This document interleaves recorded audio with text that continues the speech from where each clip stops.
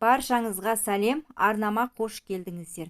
Ораза айт баршаңызға қабыл болсын. Сіздермен бүгін шай ішкенге керемет болып шығатын дәмі тіл үйірер чак-чак дайындаймыз. Ендеше видеоны соңына дейін қарап, менімен бірге жасаңыздар. Алдымен таза ыдысымызға 5 жұмыртқамызды жарып, үстіне бөлек ыдысқа ас содасы мен 9% сірке суын араластырып алып, одан кейін жұмыртқамыздың үстіне қосамыз. Келесі кезекте тұз салып, барлығын жақсылап араластырамыз. Барлық құрамын, яғни барлық ингредиенттерді мен төменге описание бөліміне қалдырып кететін боламын, сол жерден қарап жасасаңыздар болады. Видеода көріп тұрғандарыңыздай, содамыз бен уксусымыз осылай көпіршікке айналған кезде жұмыртқамыздың үстіне саламыз және де тұзымызды қосып, жақсылап осындай біркелкі масса болғанға дейін араластыратын боламыз. Одан кейін ұнымызды міндетті түрде електен өткізіп, осылай бөліп қосатын боламыз. Алдымен қасықтың көмегімен жақсылап араластырамыз, одан кейін қолымызбен жақсылап жұмсақ қамыр илейтін боламыз. Қамырымызды илеп, салафанға салып 15-20 минутқа демалдырамыз.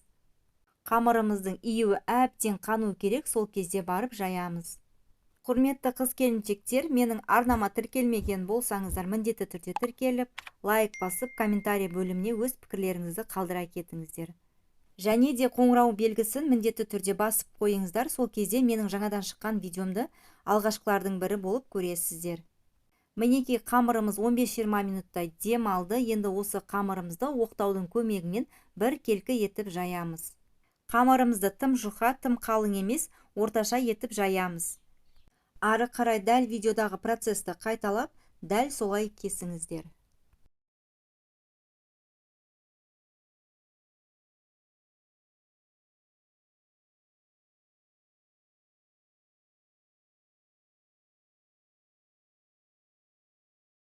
Міне көріп тұрғандарыңыздай дәл кеспенің қамыры сияқты кесілді. Енді осы қамырларды қызып тұрған майда барлығын қуырып алатын боламыз. Міндетті түрде қамырды аз-аздан салып қуырыңыздар, өйткені қамыр майға салған соң көпсіп майымыз төгіліп кетуі мүмкін, сондықтан да аз-аздан салыңыздар. Ары қарай барлығын осылай қуырып аламыз.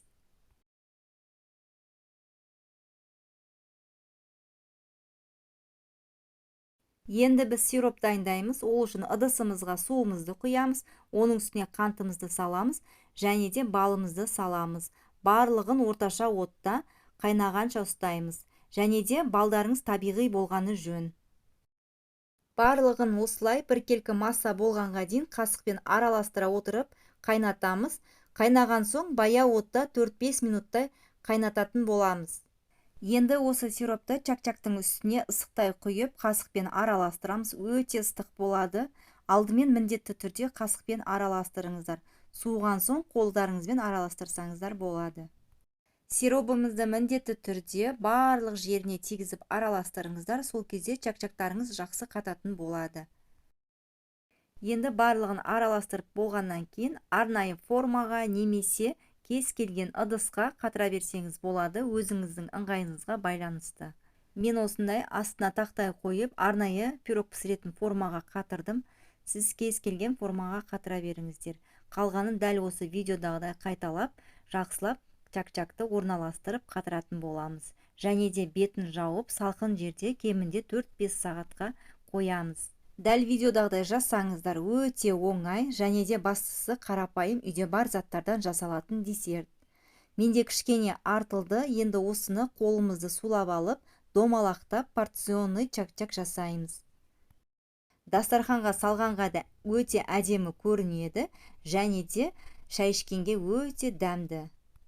Мінекей осымен порционный чак-чагымыз дайын. Чак-чак дайын. Формаға қатырар кезде міндетті түрде қаттырақ басыңыздар. Және де негізі, егерде мейіз болса, мейіз салып жіберсеңіздер өте дәмді болады және де әдемі көрінеді. Енді кесіп тарелкаға салып ұсына берсеңіздер болады.